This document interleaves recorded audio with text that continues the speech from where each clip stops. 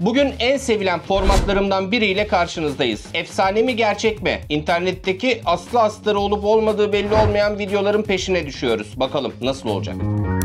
Tam benim videolarıma yaraşır bir efsane mi gerçek mi videosuyla karşınızdayız şu an. Bakın arkadaş diyor ki kömür mü yapacaksınız, mangal mı yakacaksınız? Kömürü açın, torbasını, kağıt torbayı. Maytapı, çatapatı alın, içine atın, patlasın, yansın. Ondan sonra oh yeah. Oh yeah. Çok güzel oh yeah demiyor mu? Evet, ses önemli galiba. Evet ben de diyeceğim oh yeah diyeceğim. Ama olur mu bilmiyorum çünkü niye alev alsın ki? Yani bence onun üstüne alev almasını kolaylaştıracak bir şey de dökmüş olabilir. Bir deneyelim. Evet şimdi aldık kömürümüzü. Şuraya dökeceğim. Bakalım yanacak mı? Kaan dikkat et tamam mı? Oh yeah mi diyecektik yanarsa? Oh yeah. Oğlum sen nereye gidiyorsun? Çeksene.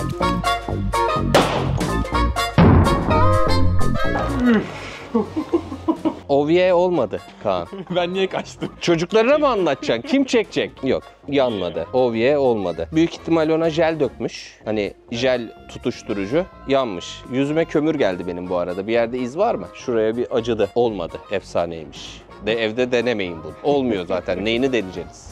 Kaan senin plak koleksiyonun mu vardı? Evet abi göstereyim mi? Yok bir şey söyleyeceğim. Senin niye plak koleksiyonun var Kaan? Hayır seni sürekli müzik dinlerken falan da görmüyorum ben. Şöyle anneannem kendi çocuklarını almış. Ben de boş çıkmasın diye bir tane pick-up. Yani ondan bir devir daim aldım. Sonra ben de onu boş durmasın diye plak da aldım. Sonra ala bekledim. Dinliyor musun peki? Yok. Hayır. Çünkü hiç plak koleksiyonu tipi yok. Ya yani koleksiyoneri tipi yok Kaan'da şimdi Allah var Kaan. Plak koleksiyoneri dediğin adam kelli felli pipolu mipolu öyle bir adam bekliyorsun. Bir de dinlemesini bekliyorsun. Şimdi arkadaş diyor ki plağı matkaba takın bir tane huni yapın kağıttan ucuna iğne koyun onu çalacak. Ne diyorsun? Koleksiyonu olan adamsın. Yani saçmalamasın. Harbi mi? Olmaz tabii canım. Deneyeceğiz. Bu ne plağı Kaan? Piyano çalan bir plak normal düz. Hiçbir işe yaramayan. Olur mu lan öyle şey? Öyle denir mi? Müzik severler var. Adam piyano çalmış hiçbir işe yaramayan. Ya Kaan sen bir de koleksiyoner olacaksın ya. Neyse. Buna şöyle bir şeyi taktık. Ama bu böyle olmaz. Bunu bir de alttan sıkıştırmamız lazım. Tamam. Hazır mıyız Kaan? Oha! Hiç beklemiyordum.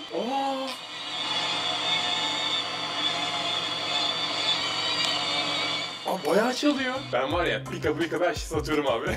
Oğlum ama hep aynı yeri çalıyor.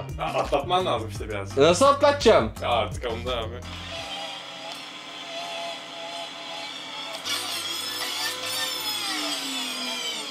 Hiç beklemiyordum var ya. Piyano değil bu. Ne bu? Ne bileyim piyano sesi mi gelen bu sence?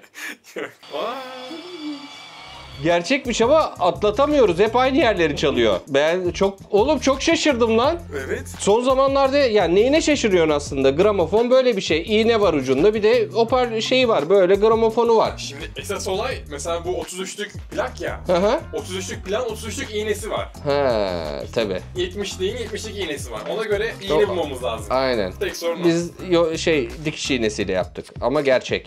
Yıllar önce bir videomda bir tane ürün getirtmiştim Çin'den. Sonra tabii ki bütün getirttiğim ürünler olduğu gibi bunu ithal ettiler ve Türkiye'de de satmaya başladılar. Böyle bir paket toz. O tozu ateşe atıyordunuz ve rengarenk alev elde ediyordunuz. Buradaki arkadaş da diyor ki çamaşır deterjanını ateşe dökün rengarenk olacak. İçinde borik asit yani bor varsa olur. Yeşerir alev. Ama diğer renkler nasıl oluşuyor bilmiyorum. İçeriğine bakmak gerekiyor. Özellikle granüllü olan çamaşır deterjanlarından kullanmak gerektiğini söylüyor. Bir deneyelim bakalım. Evet, ateş orada.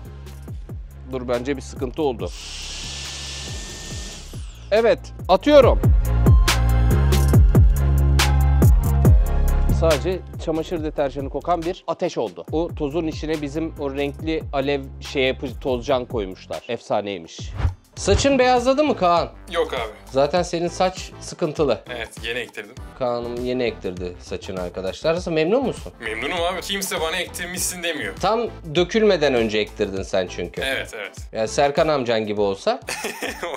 Yani saç... Nasıl sen Serkan amcanla dalga mı geçiyorsun? Yok abi yok. Onun nereden saç alacaklarını düşündüm ya. Vallahi bak Serkan'la dalga geçen karşısında beni bulur. Ona göre. Şimdi arkadaşlar saç beyazlatmanın diyor harika bir yolunu bulduk diyor. Yapay zeka zeka ile seslendirmişler. Sıfır ruh. 25 dakika diyor. Bir bardak suda patatesin kabuklarını kaynatın. Kafanıza sürün ama yıkamayın. O beyazlıkları geçirecek diyor. Yani videonun yorumları videodan daha güzel. 25 dakikada bir bardak su buharlaşır diyor.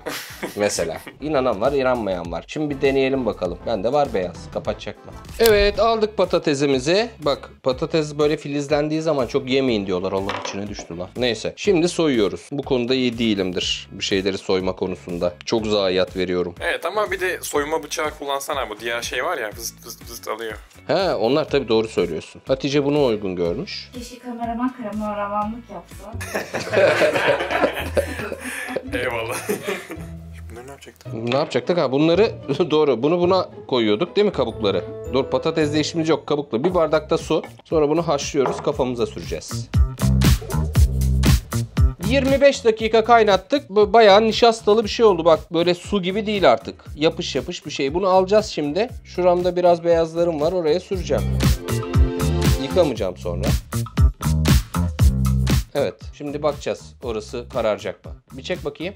Beyazlar var. Abi şu önüne de sürsene biraz. Oğlum, öndeki 5 tane tele sürsek ne olacak? Doğru yere mi sürüyor? Hadi buraya da sürelim. Patates kokuyorum şu an. Evet, yaklaşık 2-3 saat oldu. Artık burada bir şeyin değişmesi lazım. Değişmiş mi? Hala. Hala beyaz mı? Abi de hala beyaz. Harbi mi? Evet tabii canım. Ne bekliyoruz ki yani?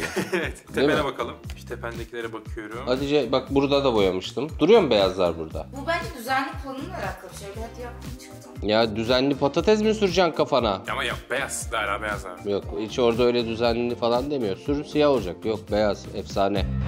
Evet. Hatice, dişi ve erkek portakal arasındaki farkı biliyor musun? Portakalın dişisinin ve erkeğin olduğunu şu an öğreniyorum. Yani Oğlum, her şeyin dişisi erkeği. Nasıl ürecek bunlar başka türlü? Ama şöyle, yani bitkinin dişisi erkeği var, meyvenin dişisi erkeği var mı? Orası tartışılacak bir konu benim açımdan, çünkü bilmiyorum. Bilen varsa işte şeyciler, neydi, botanikçiler. İşte onun bir okulu, üniversitesi de vardı, unuttum şimdi. Bitki bilimi. bahçe sanatları gibi bir şey mi? Peyzaj.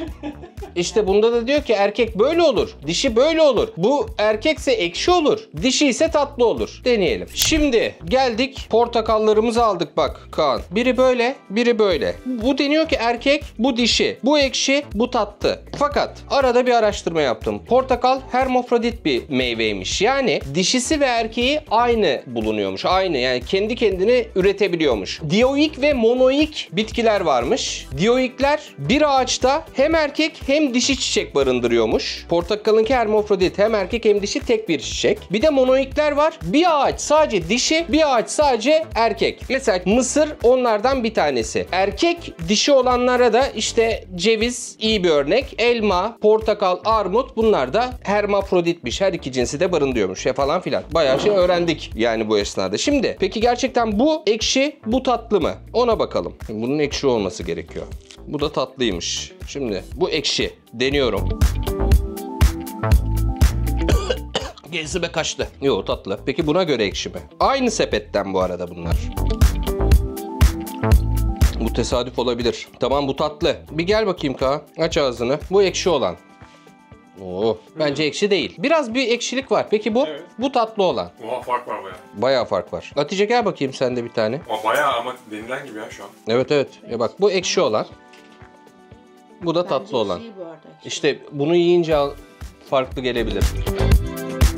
Şerbet gibi. Evet. Çok güzel. Evet, gerçekten yani enteresan. Böyle mi seçeceğiz artık portakalları? Bizim örneğimizdeki iki şey de dişi erkek ayrımı olmayabilir ama arkası kapalı olan daha tatlı. Yarı efsane, yarı gerçek diyebiliriz. Ama pazardan gidip aldığınızda böyle arkası kapalı olandan tatlı çıkarsa gerçekten gerçekmiş. Hop, yaptın mı bir şeyler? Bursa'ya geldik oğlum. Bursa'dayız. Nilüfer'de Monster deneyim mağazasındayız. Hadi gel.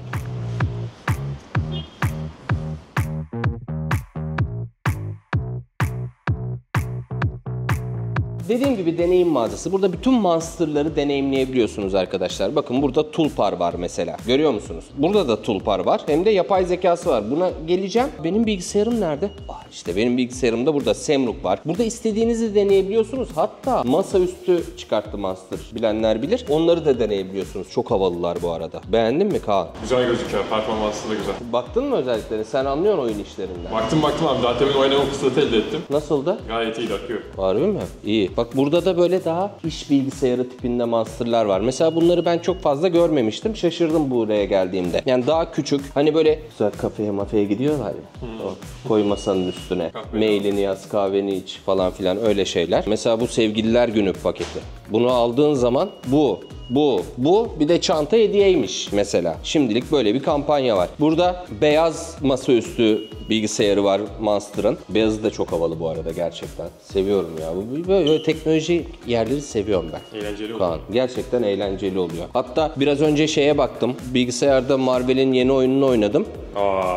Süper değil mi? Bayağı iyiydi. Hem oyun iyi hem de hiç zorlanmadan aktı gitti oyun. Burada Bursa'da yaşıyorsanız Monster'ın ücretsiz bakım garantisinden rahatlıkla faydalanabilirsiniz. Bilgisayarınızda bir sıkıntı mı oldu? Olmaz da oldu ya. Getirin burada bakımını yapın. Hop geri alın. Evinize götürün. İstediğiniz gibi kullanın. Şimdi gelelim efsane mi gerçek mi maddemize. Şurada görelim. Arkadaş diyor ki yapay zeka her şeyi yapabiliyor. Ama her şeyi yapabiliyor. Fakat bana ağzına kadar dolu bir bardak içecek veremiyor. Ne diyorsun Kaan'ım? Web sitesinde bulunan görselleri toplayıp oradan araştırıp yapıyor ya. Belki de onun dolu bir bardak yok abi. Doğru söylüyorsun. Gel bir soralım bakalım. Bana ağzına kadar dolu bir bardak resmi çiz. Monster'ın yapay zekalı modeliyle, Tulpar'la yapıyoruz. Şu tuşa bastığımız an yapay zeka devreye giriyor. Ağzına kadar dolu değil. Bir daha yapıyorum. Bak anladım diyor. Yapıyorum diyor. Yine yapamadı. Başka ne diyebiliriz? Abi çok ilginç ya. Bak 3 kere denedik. Adam da kaç kere denemiş, olmamış. Bu işi halledin yapay zekacılar. Şöyle ağzına kadar dolu bir içecek bardağımız olmasın mı? Çocuğun dediği doğruymuş. Gerçekmiş. Yapay zeka bir bardağı ağzına kadar dolduramıyor henüz. Şimdi bir hanımefendinin yalancısı olarak karşınızdayız. Hanımefendi diyor ki biz burada diyor yapay zekayı WhatsApp üzerinden kullanabiliyoruz. Bir numara yazın, hiç kimseye sormayın. Direkt WhatsApp'a sorun, o size cevap versin. Ben bunu düşünmüştüm ya. Hatta yapay sevgili düşünmüştüm. Aha. Valla. Nasıl yani? İlk çıktığında bu yapay zekalar bir uygulama, tamam mı? Senle sevgilin gibi konuşacak. Merhaba, günaydın, neden bir neyli yazdın? Trip yiyeceksin. Hani online sevgili. İşte bunu da WhatsApp'la böyle arkadaş gibi yapmışlar. Bakalım deneyelim. Şimdi yeni sohbete giriyoruz. +1 boşluk 800 242. Boşluk 8478. Evet tamam. Direkt ChatGPT geldi WhatsApp'a. Ne haber, iyi misin? İyiyim, teşekkür ederim. Sen nasılsın? Portakalın erkeği dişisi olur mu? Portakalın erkeği ya da dişisi olmaz. Çünkü portakal bir meyve ve bitkilerin çoğunda erkek ve dişi organlar genellikle çiçeklerde ayrı olarak bulunur. Bak buradan da teyit etmiş olduk. Çok iyiymiş. Beğendim bunu. WhatsApp'tan kullanmak yapay zekayı bayağı kolaylaştıran bir şey. Vay be. Peki bir şey daha deneyeceğim. Bu adamı tanıyor musun? Ama görüldü atmıyor. Çift mavi yanmıyor. Maalesef bu kişiyi tanımıyorum ama seninle daha fazla sohbet edebilirim. Nasıl tanımıyorum? Gerçekmiş. Evet arkadaşlar, şimdi mutfaktaki en büyük problemlerden biriyle karşınızdayız. Ucu açılmayan, kendisi açılan alüminyum folyo. Bilir misin bu zulmü? Alakan yok değil mi? Yok. Düşündüm ya. Hiç. Sen yalnız yaşadın mı? Çok. Alüminyum folyo kullanmadın mı hiç? Evde çok fazla küf ve bakteriyle yaşadım aslında. Alüminyum folyo ne gerek var abi? Bozulana kadar yesin işte. Bu da bir bakış açısı. Şimdi arkadaşlar açıyorsunuz. Alüminyum folyonun bazen ucu böyle yapışır kalır arkadakine ve böyle o bütünlüğü kaybeder. Ondan sonra zaten o artık açılamaz olur. Arkadaş diyor ki bir parça kopartın, o yapışan yere sürtün, çıkartın ve kullanmaya devam edin. Bence başıma çok bundan geldi. Eğer çalışıyorsa harika bir şey. Ama çalışıyor mu çalışmıyor mu bilmiyorum. Yani belki arkadaki kağıdı da yırtabilir. Hiçbir fikrim yok. Deneyelim. Alüminyum folyomuz geldi. Düzgün hiçbir yeri yok. Görüyor musun? Bunun tamamının yırtılmış olması gerekiyor. Ne yapıyor arkadaş? Şuradan bir parça alıyor, onu top yapıyor. Ve şu hareketi yapıyor. Aha, oldu lan. Ama bunda şöyle bir durum var. Bu küçük bir parça değil. Bir dakika, şuradan da açalım. Vay be. Oha, nasıl yırttı bak. Alt tarafa zarar vermeden şu parçayı çıkardı. Bu kadar hızlı olacağını düşünmüyordum. Vay anasını sayın seyirciler. Gerçekmiş. Şimdi yine bir hanımefendinin videosuyla karşınızdayız. Bu topraklardan değil Kaan. Diyor ki 3 sayısı ne renk? Sana ne renk geliyor? 3 dediği zaman aslında. Şu anda hayalimdeki mi? Evet. Bence 3 bir mor. Mor. Sen? Bana turuncu sarı hissiyatı veriyor. Sarı yani. Allah Allah. 3. Ben videoyu bildiğim için yani 3. Biz söyle bir 3 sayısı ne renk? Siz de bir düşünün. Ben bunu bir ofiste soralım ya. Yani sarı, gerçekten sarı mı akla gelen acaba? Evet, şimdi ofiste 3 sayısının hangi renk renk olduğunu bulmaya çalışacağız. Ferdi'cim merhaba, kolay gelsin. 3 sayısı denince bak Ferdi, AI Ferdi diye tabir ettiğimiz Türkiye'nin bir numarası bu konuda. Eyvallah. Şimdi 3 sayısı Ferdi'cim sana hangi rengi hatırlatıyor? Sarı mı acaba? Enteresan. En sonunda vereceğim. Sana 3 sayısı hangi rengi hatırlatıyor Emreciğim? Turuncu diyorum ben. Turuncu. Evet. Hiç güven vermeyen birine gidiyorum şu an. Sıfır güven. Ama soracağım. Aykut'cum 3 sayısı sana hangi rengi hatırlatıyor? Kahverengi dedim. Ya Ferdi bildi bu arada. Genelde 3 deyince aklına insanların sarı geliyormuş. Bizim de sarının tonları geldi. Evet, kahverengi. Sarının tonu mu kahverengi? Koyusu işte biraz. Siyahla sarıyı karıştır kahverengi abi. Siyahla sarıyı karıştırınca kahverengi mi oluyor? Alakası yok. Alakası yok değil mi? Mor mu oluyor? Abi işte hiç dedim ya, hiç güven vermiyor diye. Demek ki doğru diyebiliriz buna ya. Gerçek diyebiliriz. Çünkü bu zaten hiç güvenmiyor. O sarı gelmiştir aklına, kahverengi demiştir sırf olayı bozmak için. Ama gerçekten de 3 sayısı söylenince sarı geliyor insanın aklına. Benim öyle geldi en azından. Sizde nasıl? Yorumlara yazın bakalım. Bence gerçek. Kaan getir bakayım kolunu. Yani benim ayağım 46 numara abi. Evet, işte onu ölçeceğiz. Aynı bizim bu kol şeyimiz. Evet, saçma. Yani neden ölçtüm bunu? Bunun ayağı 46 numara. Benimki 41-42 numara. Deniyor ki burasıyla burası tam ayak numaranız. Yani daha demin baktığımıza göre benim 46 senin abi. 41-42 falan, o 41,5 civarı. He, ama belki olabilir aslında. Burada deneyemeyiz. Onu bir oturalım öyle deneyelim. Evet, geçtik testi gibi. 46, 41, 36 mı? 35, 35,5, 36. Önce ben yapayım. Şimdi bakıyorum. Buraya koydum. Hop, benimki tuttu. Gerçekten de ayak numaram buradaki kol uzunluğuma, ön kol uzunluğumla aynı. Sen de yap bakayım Kaan. Benimki de cuk diye oturuyor aslında. Ha, seninki de öyle. Hatice'cim sen canım. 2 parmak var. Evet, burada. Hatice'de efsane, bizde gerçek. Yani bu durumda efsane bence. Yani ama benim ayaklarım standarda göre küçük olduğu için olmamış olabilir. Bununki de standarda göre büyük ama. O zaman efsane. Efsane.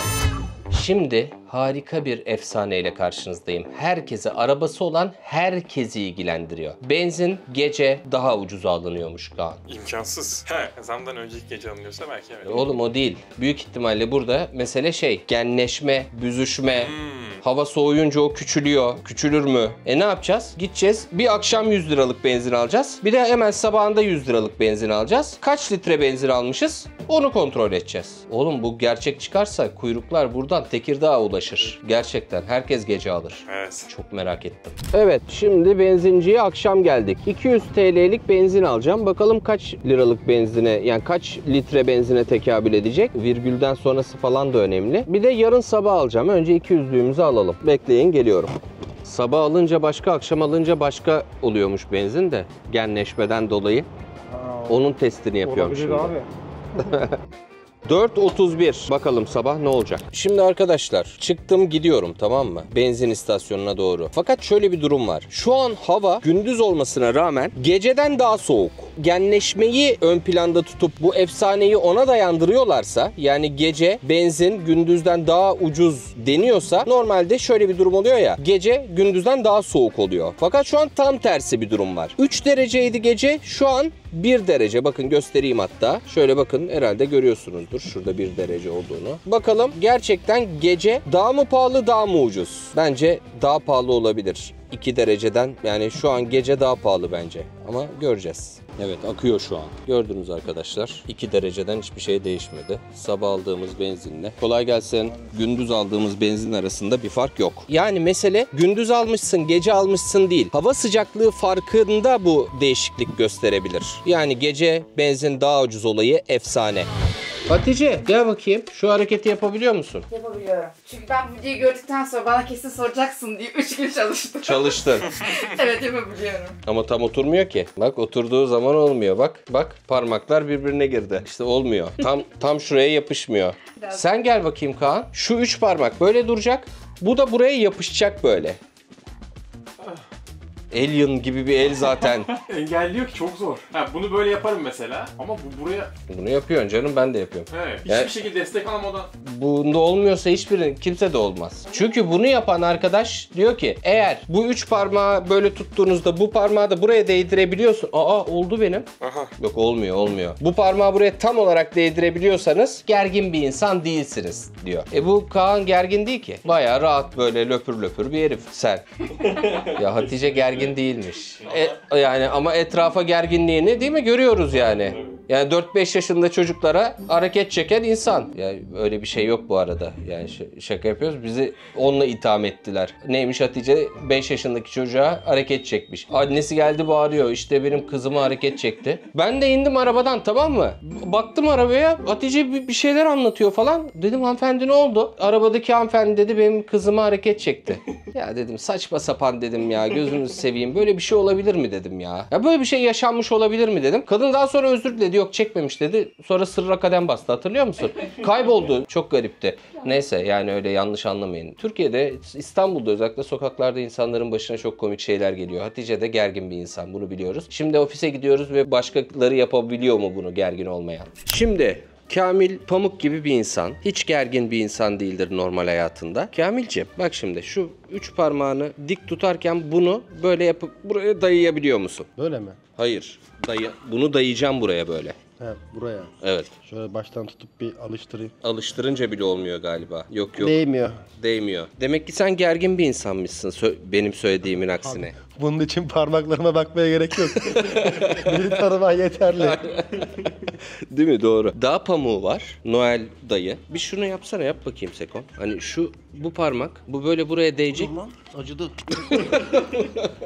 Evet, değdi. Ama bunun da dimdik durması lazım. Ben gerçek hayatta da o kadar dik bir duruş sergilemiyorum vücut olarak da. Doğru. Baksana abi. Olmuyor. Ben böyle Yani- gezen adamım kanka. O nasıl dikelsin diyorsun. Tabii ki. Ama olsun Seko'mun neyse şimdi bir şey yapayım. Bu hiç olmuyor kanka bak. Oha lan onda hiçbir şey olmuyor. Bu olmuyor. Bu gene biraz daha iyi. Peki bir şey söyleyeceğim. Sen gergin bir insan mısın? Yani ortamın altındayım bence. Bence de ya Sekom gergin bir insan değil. Gerildiği zaman gergin benim Sekom. Yani bu efsane. Yani zaten böyle saçma sapan şey mi olur ya? Şimdi arkadaşlar tam bir atölye efsane mi gerçek misi? İngiliz anahtarıyla şuradan çıkarttım. Diyor ki bunu doğru kullanırsanız bu aynı zamanda kerpeten gibi bir çiviyi yerinden çıkartabilir. Onların yalancısıyım. Deneyelim. Şimdi önce bir çakalım. Tamam mı? Ondan sonra deniyor ki şunu daraltın. İyice daralttık. Sonra şunu şuraya sokun. Ama tahtaya zarar verdin zaten abi. Evet. Ama kerpeten yoksa iyi değerlendiriyoruz yani sonuçta şu an burada. Daha temiz. Tabii işi olan alet bu. Ama bu da işe yarıyormuş ya. Gerçekmiş. Arkadaşlar şu an bir aydınlanma yaşadım, yaşayacağım gerçekse. Mesela ben Rana'ya böyle bazen fotoğraf atarken üstüne kalp yapıyor. Çirkin oluyor. Onun üstüne basınca iPhone'daymış galiba, sadece bilmiyorum, iOS'taymış. Android'de varsa onu da deneriz. Basınca o kalbi düzgün kalp haline getiriyormuş. Yani o da yapay zeka. Bak nereden tuttu dedim seni yapay zeka. Her yerden tutmuş. Kaan. Her yerden abi. Deneyelim. Şimdi buna bir kalp yapalım. Kendine kalp atan adam. Böyle yaptım. Ondan sonra buna basılı tutuyor. Olmadı. Ha bir dakika. Hiç ellemeyeyim. Şöyle bir tane yaptık. Bir de şöyle. Olmuyor Kaan. Ne anladım ki bu işten ben? Yok. Olmuyor yani Kaan. Yiyorlar mı bizi? Yine yediler abi. Yoksa yeni bir güncelleme vardı, bizim mi haberimiz yok? Dur bakayım, güncellemem var mı? Yo, bütün güncellemelerim de tamam. iPhone 16'da mı oluyor acaba sadece? Ne bileyim oğlum, 15'te olmuyor. Efsane. Video bitti. İzlediğiniz için teşekkürler.